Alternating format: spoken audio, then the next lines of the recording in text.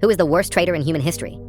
Corfitz Ulfeldt is not well known outside of Scandinavia, but very bad. In a quick recap, he was in a top position under the Danish king in the mid-1600s, but did a bunch of corrupt stuff, allegedly, and fled to Sweden, who had been the mortal enemies of Denmark for hundreds of years. Here, he started working for the Swedish king, and didn't just tell him every Danish secret he knew, but deliberate, did everything he could to enrage the Swedes against the Danes, so they would declare them war.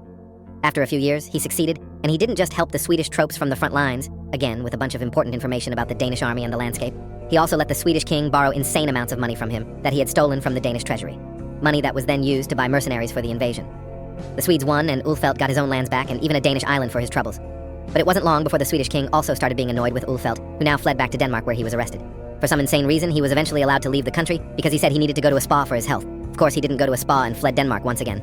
This time he went to a bunch of different kings in Europe and tried to get them in on his crazy schemes, essentially. He also gave the skull of one of the biggest Danish saints to the French, another thing he had stolen. He even tried to arrange a coup of the Danish throne, but without luck. The Danes never got him again, but his wife was famously imprisoned in a tower for 22 years, essentially in her husband's place.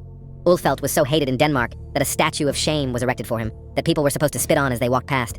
It stood in Copenhagen for hundreds of years,